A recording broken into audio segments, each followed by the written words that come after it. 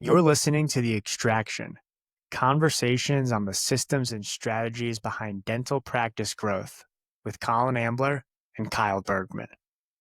Welcome back to The Extraction. This is Colin Ambler reporting without my co-host, Kyle Bergman. We have Dr. Rehan, the CEO and founder of Practice Success Academy. Dr. Rehan is truly from rags to riches, someone that started selling candy bars out of his locker in 8th grade, paying for his own car, getting a full ride tuition, buying 2 offices outside of unbeknownst to him, and doubling, scaling to the point where he became a coach. And so Dr. Rehan is an incredible advocate for how to become a CEO and buy back your time. Thanks for joining us on the pod, Dr. Rehan. Dr. Rehan, welcome to the pod. This is the 172nd episode of the pod, and you are greeted by me, Colin Ambler, the co-founder of Team Care Dental, without my moderator assistant, Kyle. I'm super excited to talk to you today about all the work that you do in the dental industry and all that you've accomplished, including the many medals and achievements that are in your background. But Dr. Rehan, thanks for joining us on the pod. We're really excited to talk to you. Yeah, Colin, thanks for having me. I'm excited to be here. So I'll give the audience a little background here. We first got introduced through our business community called Backstage, which some of our audience may know about. You were in Backstage community before I was, but I joined one of the sessions, and I'll tell everyone my first impression of Dr. Rehan, this Backstage group, is a bunch of dental entrepreneurs that are in this room and, trying to help each other, learn more about business, help each other out. And I first saw Dr. Rehan. I was like, oh, he's a doctor and no big deal. And then we started to share some more personal stories. And I learned that Dr. Rehan was an entrepreneur in middle school, high school? Yeah, Flipping candy bars out of your locker. I want everyone to hear the same story I heard because it was such a interesting story about how you got your entrepreneurial start. Yeah, so I actually started in 3rd grade selling Yu-Gi-Oh cards, for those that know what that is. It's like Pokemon cards, but different. And I sold those, made enough money to buy a PlayStation. We grew up with no money. And so my dad was always like, if you want to play games, go and get money to earn it. I went there, sold Yu-Gi-Oh cards, and then sold what we call AR points in school, which is like taking tests for people, which is, But when I went to high school or junior high, I started selling candy, and it turned into a multiple $1,000 business in junior high. And I was like, wow, this is awesome. Did it in high school, and I actually got to hire employees in high school as a high school student, where we'd make enough money to where my employees, my friends, could get paid. And then I got to buy a car. And so paying off a whole car from high school by selling candy for a couple of years was awesome. Yeah, I love it. And who wouldn't hire you for your AR points? Before we got on this call, if you're watching this on video, Rehan told me that all of those medals that you see in his background are mostly from math, history, academic victories. Is that right? Yeah, mostly academic, a little sport here and there, but mostly it was all academic. All right. And just in case people want to know, what kind of car did you buy with that payout from your candy bars? I was a Toyota. So, as a high school selling candy bars, you don't get rich, but you get enough to drive by. And I had that Toyota up until dental school too. So it was a lifelong car. Gotcha. And I think when you hear about a lot of successful entrepreneurs, in a lot of cases, you might hear them come from humble beginnings, maybe like you have, where family didn't have a lot of money, rags to riches, Cinderella story. If you were, I don't know, do you have kids? If you didn't have kids, would you have the same type of philosophy parenting onto your kids, or would you let them have an easier ride up than you had? I have a 1.5-year-old, and I wouldn't want to give them everything. I think, my dad would always say, if you have kids, your kids should be smarter and achieve more than you because they have more opportunity, right? Like my parents came from a third world country, no English, no technology, anything really. And so they were like, you have to be better because you have no excuse not to. So for my kids, that's what I would want to instill. If I'm as smart or successful as I am, you can't be lower than that because you're already going to have some money from your dad in the beginning, maybe. You're already going to have a good house, so you don't have to worry about her food. So you should naturally be smarter or more successful. But I wouldn't give them like a big paycheck. I want them to earn and get that work ethic. And I think every entrepreneur should. You don't want to be like, I don't want to give my kids money and say, here you go, don't work hard. I want to show them that they have to get that work ethic, but also balance it with maybe just providing better opportunities so they don't go hungry. Like we actually went hungry growing up because we just didn't have that. And so for me to go to college, my parents told us, you're not going to college. We just don't have enough money to. And so that made me, learn and, get academically smart because I had to get a scholarship. And that's what led to like my full ride in getting that scholarship to pay for college. I didn't have Yeah, a I choice. love it.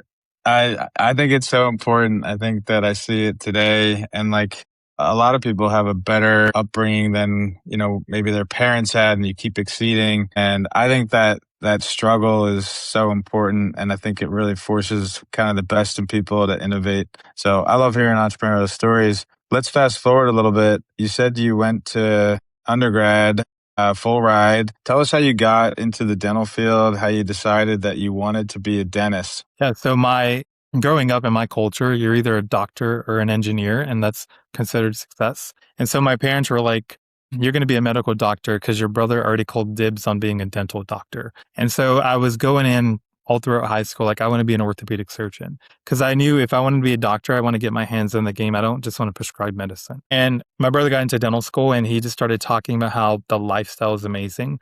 You're in 8 to 5, and all my orthopedic surgeon people that I knew, they were like nonstop working all the time.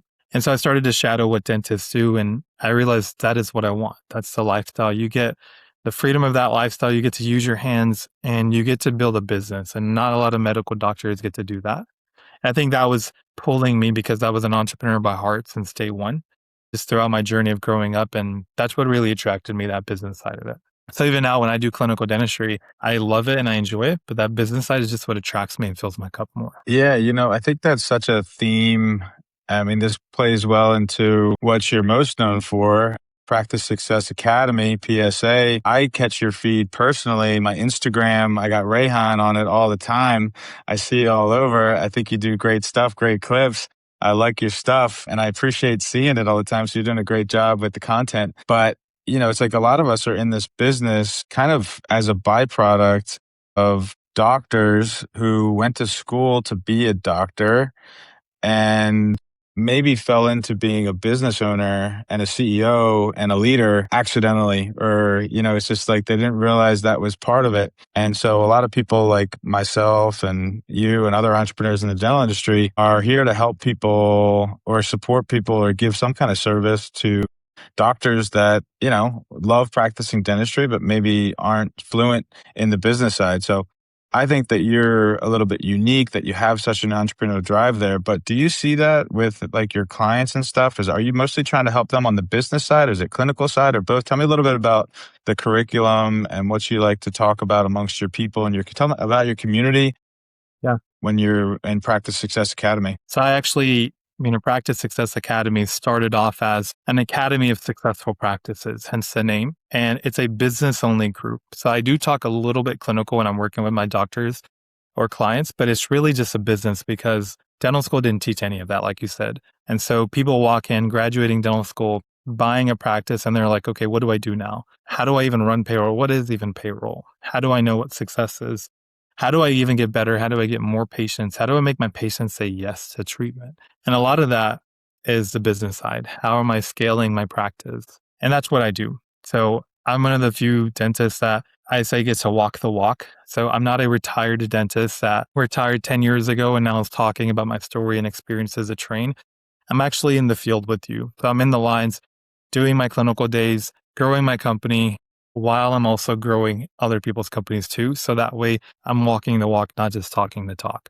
And a lot of people love that. They love, who best to learn from than the guy who's hungry, just like you, trying to grow and trying to scale.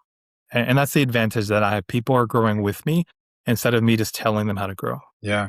So tell us about your practice because like you said, you went to school, you went to dental school afterwards.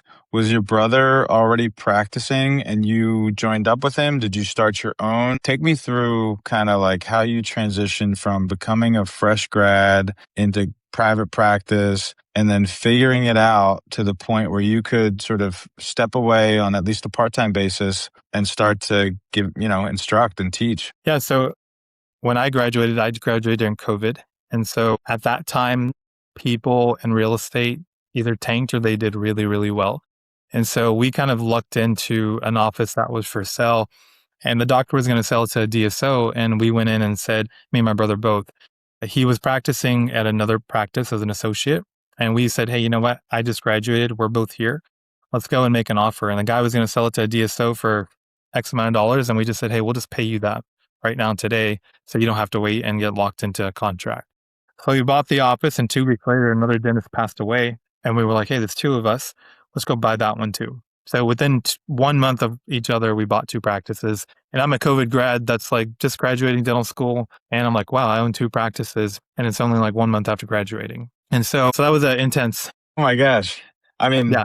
You make that sound very easy. That had to be frantic, I imagine. It was. And, Alex Hormozy, for those that know him, I'm a big fan of his and I learned a lot from him. Legend. He wasn't as popular back in the day, but now he is a lot more.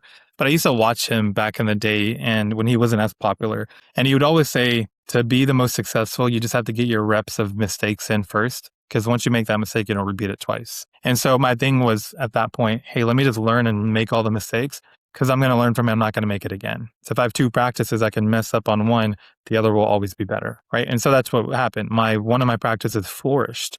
The other one got better, but it went slower because I was learning and then applying every single time almost instantly. And then we bought another practice, and then we bought another practice. And now I have a $11 million dental group within a couple of years of just graduating dental school. And I do 2.5 days of clinical dentistry because I still enjoyed the dental side. But man, I just love the business side of it. Wow. And for those of you out there, I mean, 11 million is a big number. My practice, my wife, we're often a success story. We went from a scratch practice to do 7 million, 6 associates. And in most rooms, we're like the biggest fish. But here, Rehan is multiple locations and about double the size of what we have. We found one of the most challenging things that we have, are just maintaining things, is hiring and keeping up with staffing and training. And, those are the people that are on the front line. If you're going to step away and not be at the office every day, then, it's hard, and you got to have good systems in place to do that. Any type of tips, tricks, secret sauce you want to talk about for how you were able to sidestep some of those obstacles with that? Yes, I think, as we all know, DSOs exist out there, and we think in our head the 100 office company has the best systems. But the secret that I'll take behind the curtain is every DSO owner I've ever talked to, they say our systems pretty much suck, but they're just a little bit better than people elsewhere. And so your systems never really get better and better. You just start hiring the right people that hold those little bit better systems accountable. And so the secret sauce for us was just, we pay a lot more money to a lot better skilled people, and we hire slow and fire fast. So when we see people that are not performing, we coach them up if we can. And if not, we coach them out to look for the better basketball player every time. Because we learned you can have horrible systems, but if you have good driven people, they will make those systems work. If you have amazing systems and bad people, then even the amazing systems can't compete with the bad people, right? You fail or rise to the team that you have, your weakest link. And so that was our secret sauce. And that's what I've noticed DSOs, that's their secret sauce. They have really good people holding accountability and holding those front lines with relatively mediocre systems. Yeah, I love that. It's such a good, fresh take. I think I came at it from that's why I started building software. I was like, oh, I can build this system, and, I think I can get any monkey to do this. And sure enough, you find out that it's still about that like X factor, that kind of intangible sort of talent or personality or energy that person brings. And like, that's what makes it go. It's like the system itself doesn't work. It's like, it's good to also have good systems, helps, makes things more efficient, more trackable, but it is all about the people. So I love that you've kind of like really articulated that as part of your core. Yeah, which means dental offices, if you have horrible systems, you don't have to worry to make them perfect. You do need to work on making them better, but you can also leverage good people to then take that from horrible to better, or from whatever you have to still be profitable. Because I don't think anyone has a perfect system. And the more you grow, the worse your systems get over time, because there's so many more moving parts to it.